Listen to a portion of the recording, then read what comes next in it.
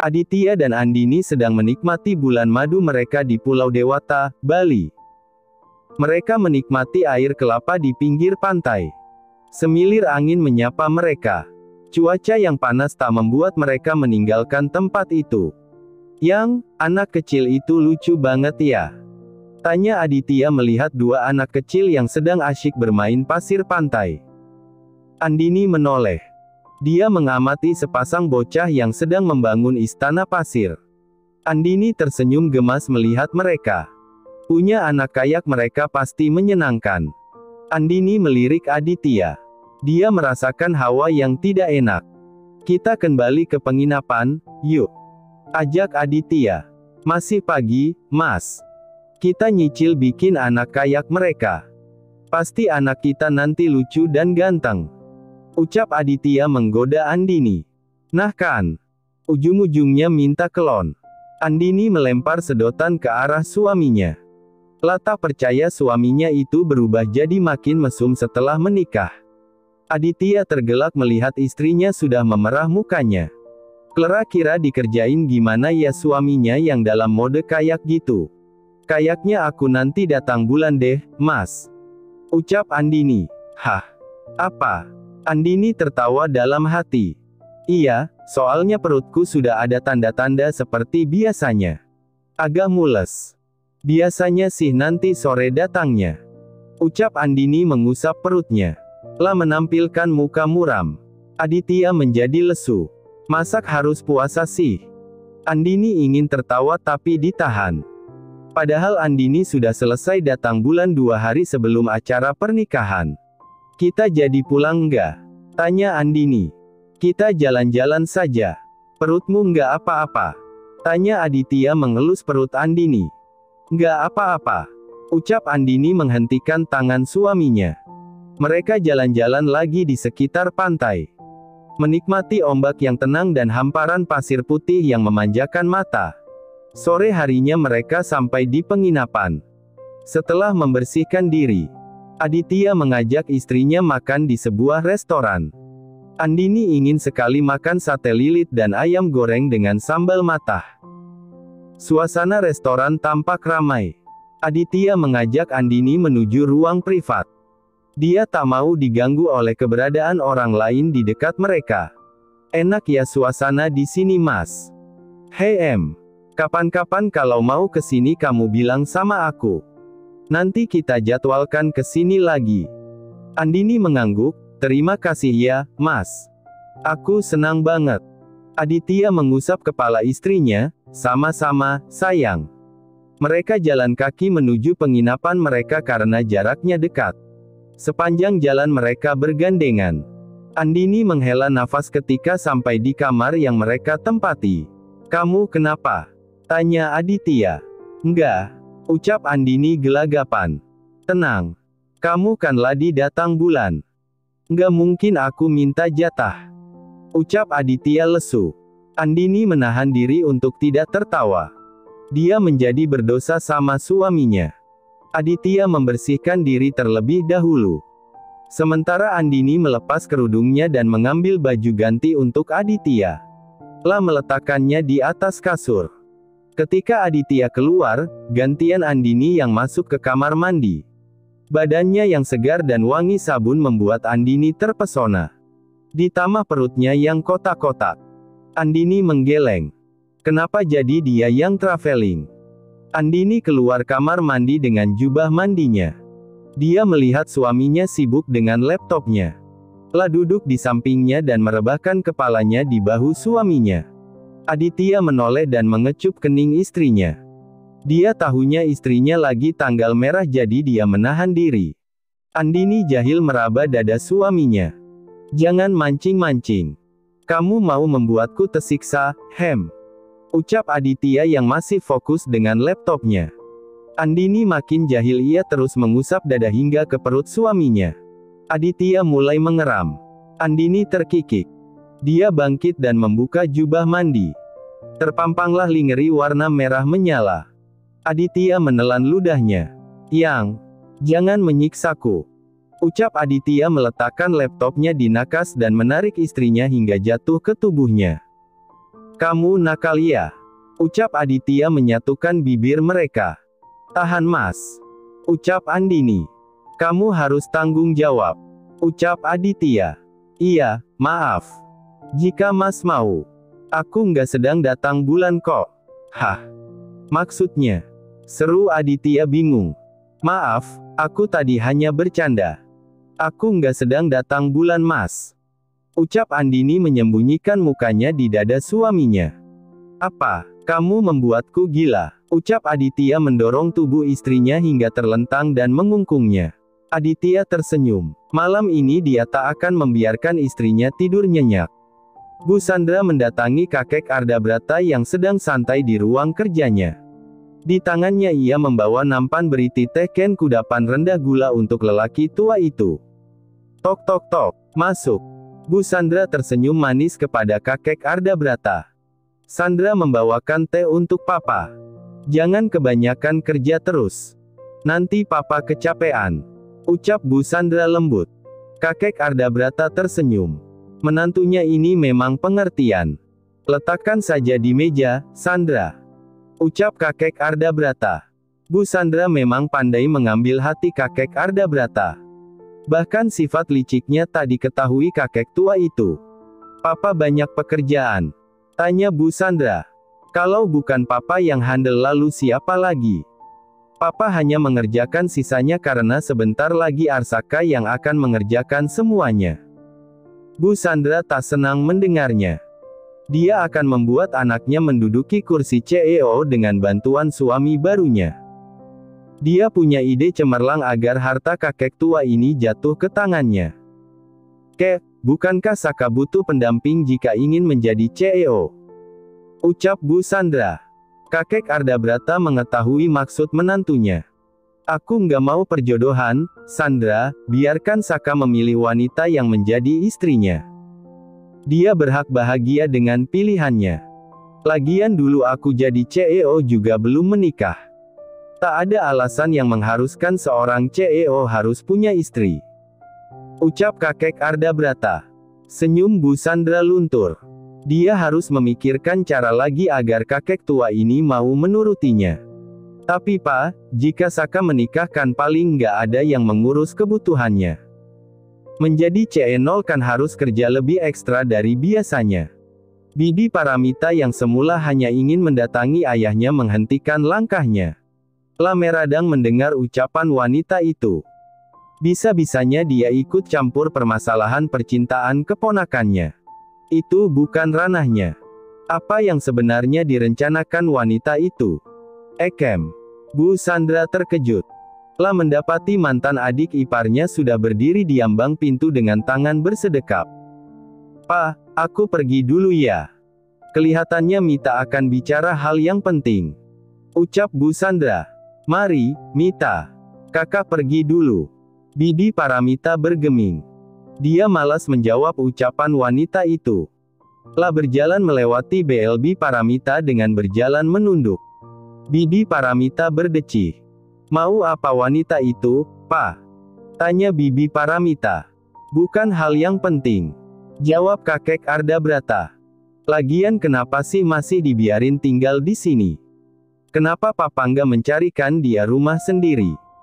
Kalau mereka tak ada, siapa yang mau menemani Papa? Kalian sibuk sendiri-sendiri. Ucap kakek Ardabrata. Kami males tinggal karena ada mereka, Pak. Kami nggak betah. Mereka hanya mau harta Papa saja. Kakek Ardabrata memandang putrinya. Selama ini anak-anak dan cucunya tak pernah mengutarakan apa yang dipikirkannya. Jadi lelaki tua itu cukup terkejut mendengarnya. Apa mereka begitu mengganggu? Mereka kan selama ini bersikap baik. Mereka juga perhatian pada papamu yang sudah tua ini.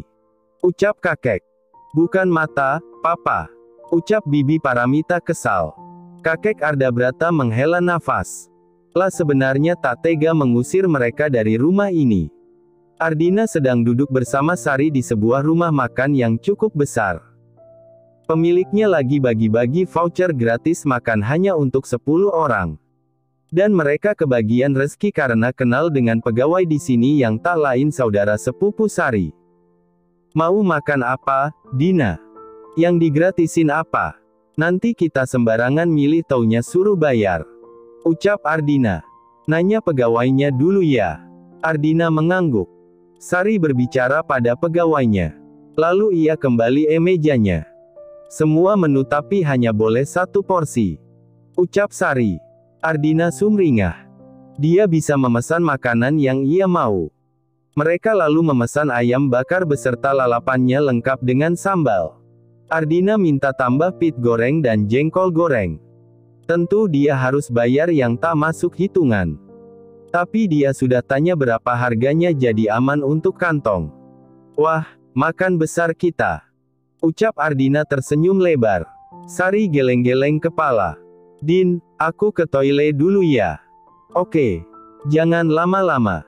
Nanti makanannya habis. Ucap Ardina bercanda. Awas saja kalau dihabisin. Ancam Sari melotot yang membuat Ardina tertawa. Ardina mulai memakan makanannya. Seseorang tiba-tiba duduk di depannya. Lah heran kenapa Sari cepat sekali kembali dari toilet. Lah mendonggak dan terkejut melihat siapa orang yang ada di depannya. Kamu ngapain di sini? Ini tempat duduk temanku. Tanya Ardina. Aku pelanggan di sini. Jadi suka-suka aku duduk di mana? Ucap lelaki yang bernama Arsaka itu menyebalkan. Tahu. Tapi kan masih banyak tempat duduk kosong. Kamu bisa memilihnya. Lagian apa kamu nggak punya sopan santun duduk di tempat duduk orang? Ucap Ardina kesal. Arsaka mencomot makanan di depannya. Ardina terkejut. Ardina menghardik tangan Arsaka yang nggak ada sopan-sopannya ngambil makanan orang. Itu punya temanku. Seru Ardina. Kamu makan gratis kan di sini? Lalu apa masalahmu? Tanya Ardina kesal. Aku juga pengunjung di sini. Jadi tak masalah aku makan ini. Ardina melongo. Ada ya orang tak tahu malu kayak gini. Hei, sembarangan. Kalau kamu mau makan pesan sendiri. Benar-benar nih orang. Ucap Ardina geram. Sari kembali dari toilet. Maaf, ini tempat duduk saya. Ucap Sari. Arsaka mendonggak. Sari menganga tak percaya ada cowok super tampan di depannya. Mingkem tuh mulut. Tegur Ardina. Seketika Sari menutup mulutnya. Ardina terkikik. Sari melotot ke arah Ardina. Kamu kan bisa geser. Tempat ini masih banyak tempat. Ucap Arsaka enteng.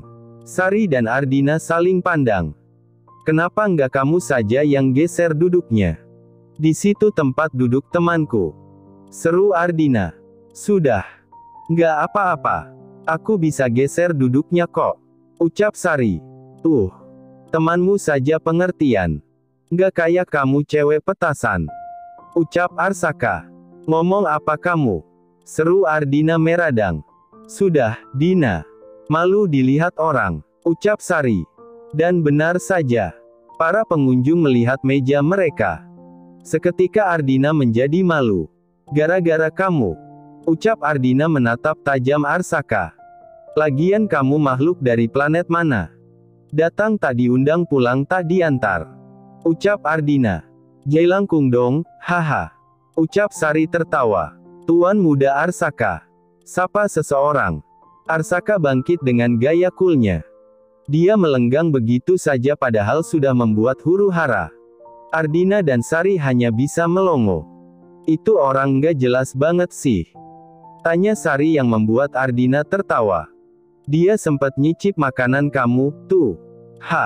Benarkah? Berarti aku ciuman dong sama dia. Ucap Sari malu-malu kucing. Ardina jijik, perkataanmu sungguh tidak masuk akal. Itu beneran tahu. Ucap Sari sumringah. Terserah. Ucap Ardina pasrah. Arsaka sedang meeting dengan calon kliennya di sebuah restoran berornamen khas Jawa. Saya harap prosesnya tak memakan lama, Tuan Arsaka. Ucap kliennya itu tersenyum. Arsaka hanya mengangguk. Sejak tadi dia risih melihat wanita dengan pakaian mini dengan full make up di depannya. Entah ada kepentingan apa ia datang bersama kliennya. Di sana pun ia hanya memandang Arsaka dengan sesekali menggoyangkan dadanya yang seolah mau tumpah. Namun Arsaka tak menggubrisnya. Sebelum pembicaraan berakhir, datang seorang wanita lagi. Kali ini dandanannya lebih elegan dan berwajah sama cantiknya dengan wanita sebelumnya. Arsaka hanya melihat sekilas kemudian berbincang dengan asisten pribadinya. Wanita itu memandang Arsaka dengan kesal. Lelaki yang menjadi klien Arsaka itu menyuruh wanita itu untuk mendekati Arsaka dengan isyarat kepalanya. "Tuan Arsaka, saya adalah teman Tuan Hendra. Bisa kita berkenalan?" Ucap wanita itu mengulurkan tangannya. Arsaka bergeming. Lah hanya menampilkan wajah datar tanpa menyambut uluran tangan wanita itu. Dia justru memandang kliennya dengan tajam. "Apa maksud Anda membawa wanita-wanita tak berguna ini ke hadapan saya?" Ucap Arsaka dingin. Wanita itu dan Tuan Hendra tersentak. Padahal Tuan Hendra sudah berharap salah satu gadis yang ia bawa bisa menjerat Arsaka. "Maafkan saya, Tuan Arsaka. Saya hanya ingin mengenalkan teman saya saja. Tidak ada maksud lain." Ucapnya ketar-ketir. Arsaka bangkit diikuti asisten pribadinya. Lah melangkah menjauhi meja tanpa membawa map berisi kerjasama yang tadinya ingin ditandatangani Arsaka dan itu membuat lelaki itu kelabakan. "Tuan Arsaka, saya minta maaf kalau apa yang saya lakukan menyinggung Anda." Ucap klien yang bernama Tuan Hendra memohon. Arsaka berbalik dan memandang tajam kliennya itu. Arda Corporation tak akan menerima seseorang dengan otak picik seperti Anda. Camkan itu. Ucap Arsaka dingin.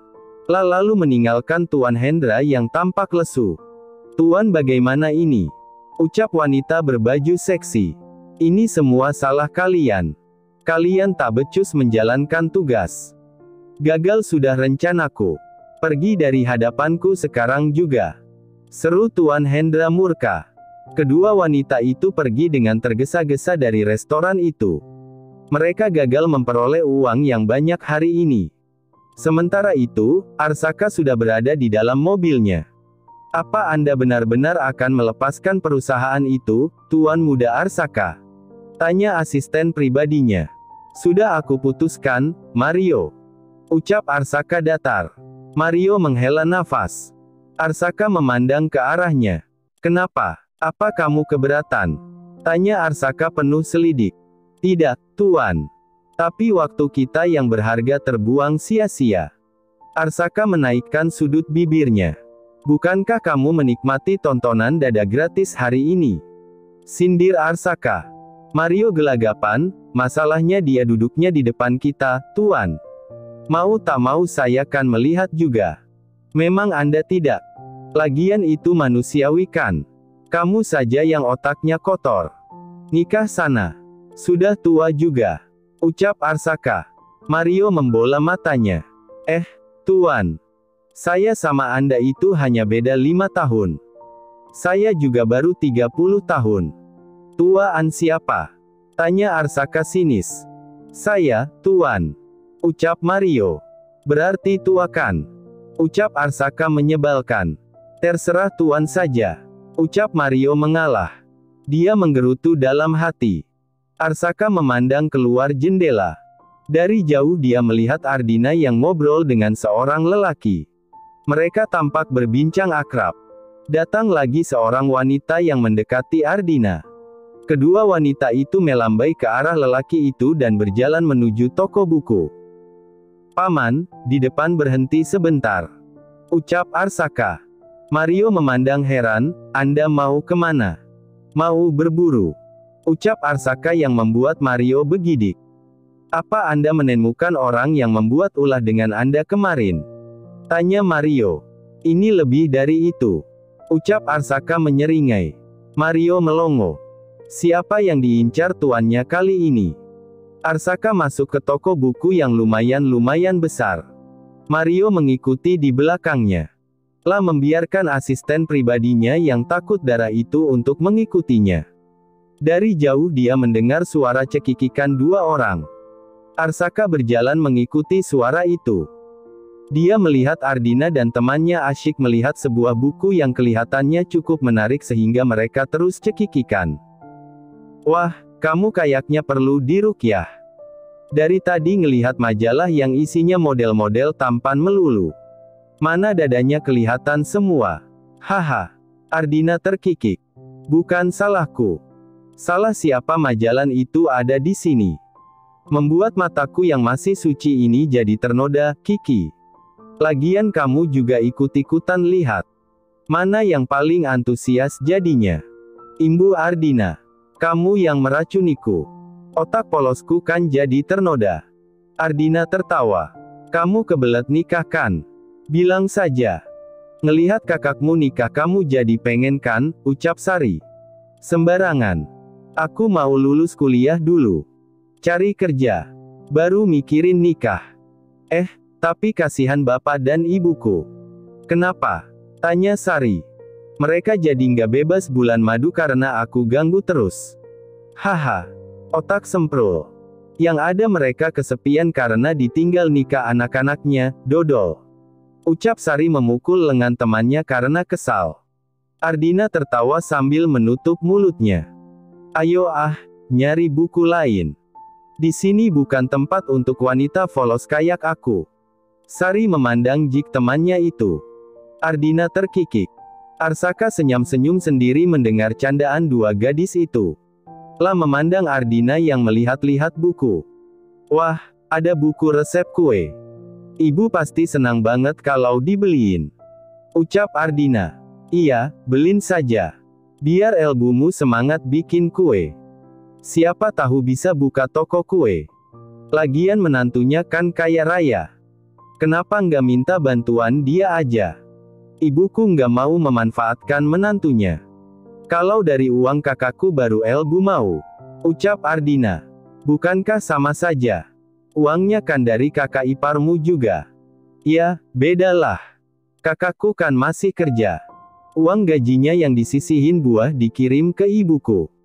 Lagian ibu bilang, dia paling senang jika punya toko pakai uang ibu sendiri. Aku yakin kakak iparmu pasti bantuin. Mereka kan baik. Beruntung banget kakakmu. Mana ganteng banget lagi. Ucap Sari. Arsaka terus mengikuti kemana Ardina dan temannya berjalan. Tuan, kita ngapain di sini? Tanya Mario yang jengah. Tuannya itu hanya jalan-jalan di toko buku ini tanpa melakukan apapun. Mario bingung sebenarnya tuannya itu mau ngapain. Diam. Jangan berisik. Bisik Arsaka sambil memandang tajam Mario. Mario seketika terdiam.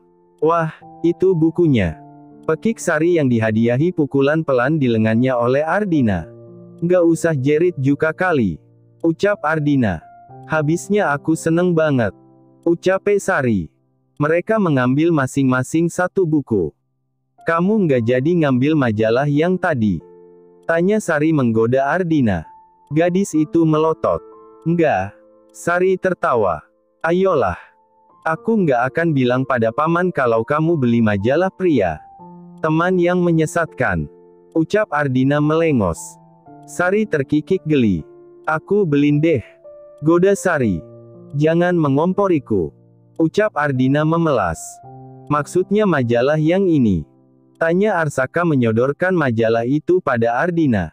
Sari tertawa kencang. Muka Ardina sudah seperti kepiting rebus. Ardina ngibrit diikuti Sari yang terus tertawa. Sialan tuh cowok. Dia itu sebenarnya mau ngapain sih? Datang-datang bikin dia malu aja. Gerutu Ardina kesal. Diam napa, Sar? Seru Ardina kesal. Oke. Ucap Ardina yang masih terkikik. Sari. Seru Ardina. Bukunya hanya ini, Mbak. Tanya Mbak kasir. Sama ini. Ucap lelaki yang tak lain adalah Arsaka yang tiba-tiba sudah ada di sampingnya. Ardina menatap horor Arsaka. Kemudian ia melotot ke arahnya yang dihadiahi senyum jahil Arsaka. Enggak Mbak. Kamu kenapa sih ganggu orang aja?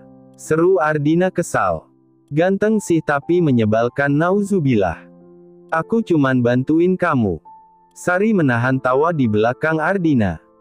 Mario yang mengikuti tuannya melongo tak percaya tuannya bisa bercanda pada seorang gadis. Sudah jadi rahasia umum jika Arsaka sulit didekati apalagi oleh seorang wanita. Patut dicurigai ini. Nggak mungkin kan Tuan Arsaka mau bunuh cewek cantik dan lucu itu. Yang benar mana Mbah? Tanya kasih itu. Hanya 2 buku itu Mbah. Yang majalah punya dia. Mungkin dia *y jadi beli buku itu.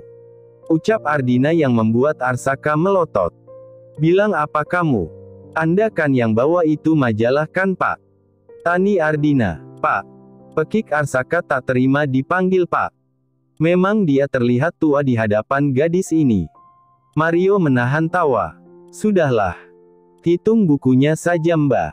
Majalahnya juga Mbah. Saya yang akan bayar. Ucap Arsaka nggak mau kalah. Ardina memandang tajam Arsaka. Sementara lelaki itu hanya menaikkan alisnya. Sudah ya, Mbah. Terima kasih sudah bernelanja di toko kami. Kata Mbak kasir itu. Ardina mengangguk kaku. Kalau orang bilang makasih dijawab. Ucap Arsaka pada Ardina. Bukan urusanmu. Memang kita kenal. Ucap Ardina sewot. Jangan lupa baca majalahnya. Ucap Arsaka tertawa meninggalkan Ardina yang menatap tajam padanya. Sialan. Wah, Dina. Dia siapanya kamu? Tanya Sari curiga. Dia ingat lelaki itu yang ikut nimbrung sewaktu makan kemarin. Nggak kenal. Mungkin orang kurang kerjaan.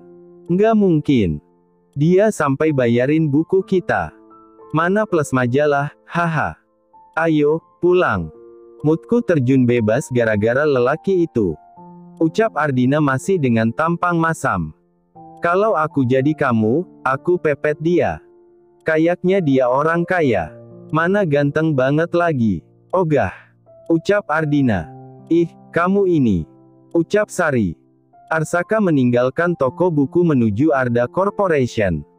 Sepanjang jalan dia menahan senyumnya. Asistennya terus-menerus menengok ke belakang. Memperhatikan tuannya yang bertingkah aneh hari ini. Anda baik-baik saja, Tuan? Tanya Mario. Memang aku kenapa? Tanyanya datar. Tidak, Tuan. Ucap Mario. Tadi saja senyum-senyum. Sekarang mode horor lagi. Gerutu Mario dalam hati. Apa aku sudah gila? Untuk apa aku mikirin yang gak penting kayak gini, gerutu Arsaka dalam hati. Mario, nanti kamu handle meeting nanti siang. Aku mau pergi ke suatu tempat. Ucap Arsaka. Memang Anda mau kemana? Mau ke makam.